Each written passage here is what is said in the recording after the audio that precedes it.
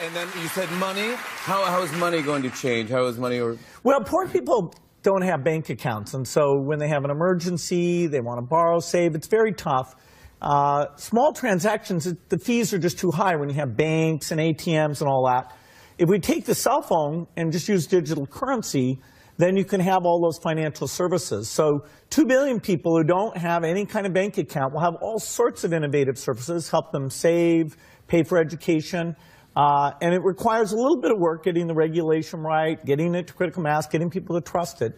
But the magic of that cell phone with the right software means that people have banking, and that's really big for their lives. So they can borrow when they need to. And that's interesting, because everyone has a cell phone and a smartphone now.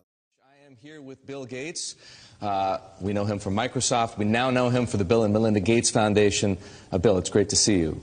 Great to see you here in particular, because we know the Gates Foundation for its work on infectious diseases, child health, nutrition, agriculture, education, the list goes on. Why does Bill Gates care about finance?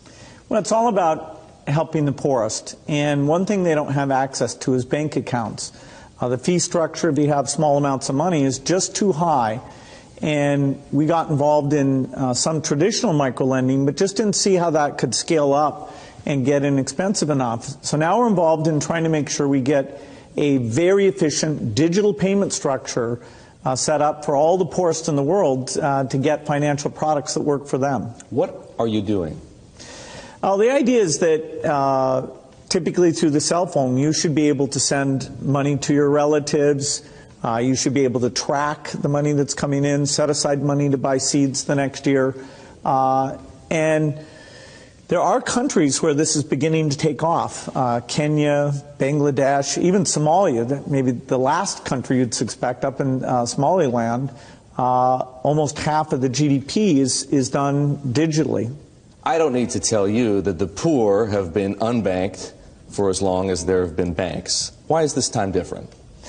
Well, it's really the digital revolution. The poorest have bought cows, stored gold, put currency under their mattress, but they are getting cell phones. And the cell phone capability of identifying who's using the cell phone, letting you look at your spending patterns, that's going to be common sense.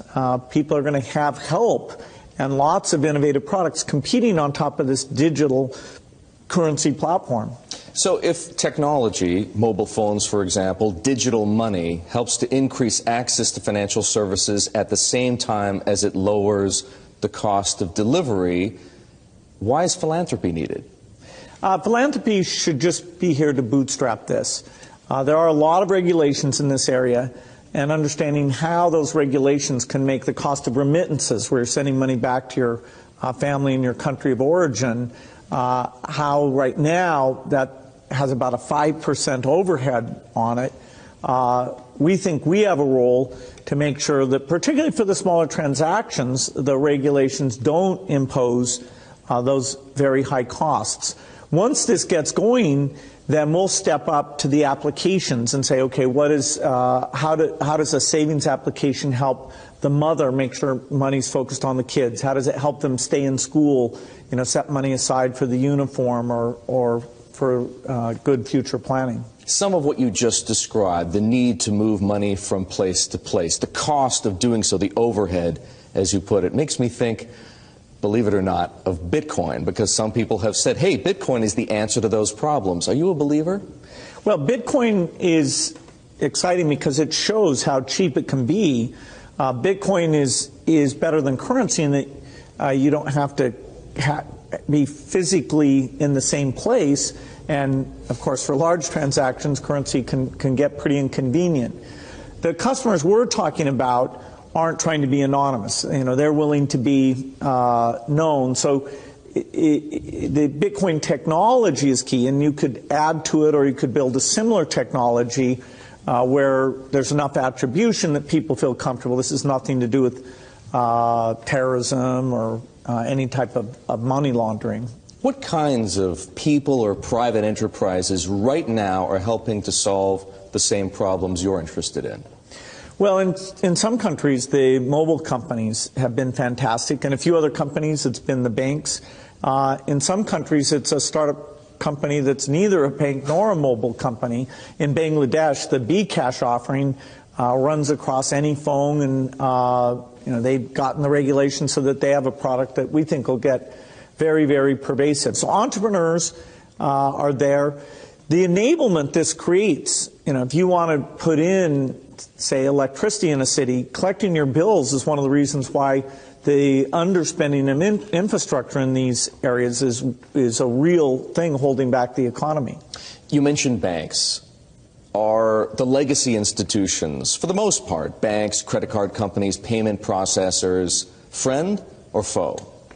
Many of them want to have these additional customers, but they have to embrace the idea that the fees are going to be a lot lower. And so they have to find a way to service these new customers. Now, that means these customers aren't going to be coming into their branches, and they can charge a higher fee when you want to actually cash out.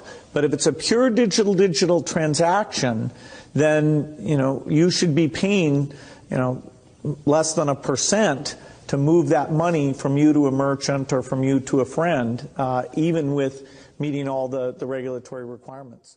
Bitcoin is something that you've been interested in and supportive of. In fact, one can pay for a tour on Virgin Galactic up to the moon with Bitcoin. I think the Winklevoss twins have said that they would do exactly that. You think this is a currency that's really going to work eventually? Well, I think it is working, and there will be other currencies like it that may be even better. But in the meantime, there's a big industry around Bitcoin, and people have made fortunes out of Bitcoin. Some people have lost money out of Bitcoin. It's volatile. It's volatile. Yeah, but it is quite volatile. But when in volatility, people can make money out of volatile situations. Why was it important for you to give it sort of that stamp of approval, that endorsement, by saying to the Winklevoss twins, yes, you can pay for the ride with Bitcoin? Because I'm not foolish. I mean, if people have got lots of Bitcoins and they want to go to space, I'd much rather they spent that money on our spaceship.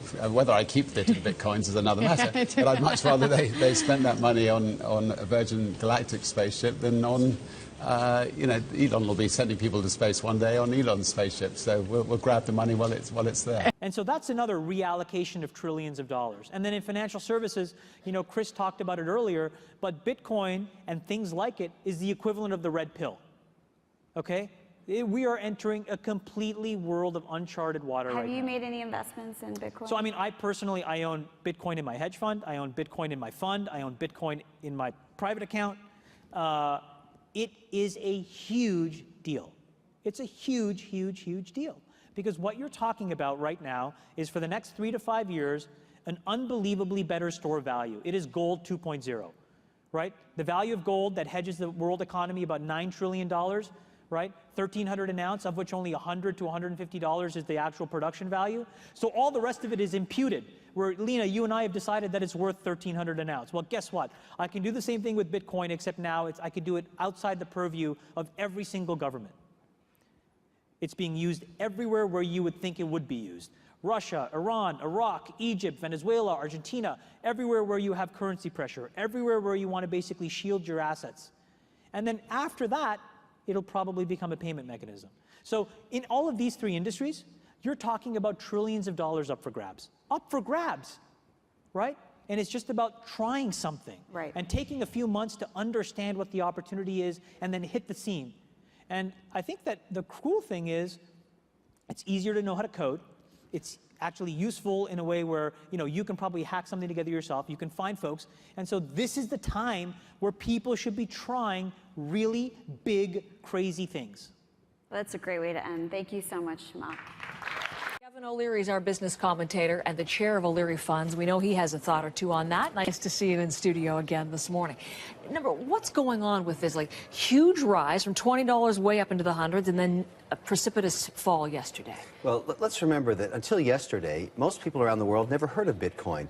Bitcoin, for those who don't know it, is basically virtual currency, the same that you get for blasting aliens in a video game, except now traded globally. You can buy Bitcoins with virtually any currency on Earth and convert back into any currency or buy goods and services with it. Well, we talked about the story. What really got us talking about Bitcoin was the guy in Edmonton who was selling his house for the first time, wanted 400,000 in Bitcoins. So I think the best way to look at this is a proxy for the mistrust individuals have of central bankers. If you're willing to take Bitcoin as a currency, a virtual Barbie currency to me, it has no basis, no central banker, no hard asset behind it. But if you don't trust any other currency, this is where you go. So essentially what's happening here, Heather, people all around the world are saying, I've had it with my central banker. I don't trust politicians anymore. I'm going to trade with this currency with my computer and my cell phone. Well, they did that. The reason the Bitcoin shot up was after Cyprus, when they thought the government was going to get their hands on the money in the banks. So people turned to Bitcoins to keep them protected. So I ignore everything till it gets to $1 billion of market cap. Okay. That happened recently with Bitcoin, well over $1 billion in value. So it's here to stay. When you've accumulated a virtual worth of $1 billion and people are willing to trade it and actually buy things with it, turn it back into hard assets. And here's the key, Heather. Owners of hard assets are willing to take Bitcoin. This is here to stay. That's what's going to happen. And no central banker can control it. But you just called it a Barbie currency. I was going to say, is it all hocus pocus? I mean, is it a legitimate form of currency to trade? It is. And as soon as it passed $1 billion and someone bought a hard asset with it, in my books, as an investor, it became real. Now, at the same time, because relative to all other currencies, it's tiny. $1 billion is irrelevant in the currency market. Remember, the currency markets are the largest markets on Earth, bigger than commodities, bigger than stocks, bigger than bonds. It's going to grow, but it's going to take a long time. But the key is volatility. Nobody's going to put a large part of their net worth into this thing because it can go up and down 60% in a day, as we saw yesterday. But is it here to stay? Oh, yeah. So will I take 2 or 3% in Bitcoins? I think I might. I'm going to start looking at it. Are you really? I was going to say, are you into this at all? I have a basket of currencies, Heather. The way you diversify your risk in currencies is to own many of them. I own euros, I own Swiss francs, I own Canadian dollars, American dollars. And I might start to dabble, a little dabble-dooey of Bitcoin. That's exactly what I was going to say. All right, thank you for the primer. Kevin O'Leary, our business commentator, the chair of O'Leary Funds. Thanks, Kevin. Take care.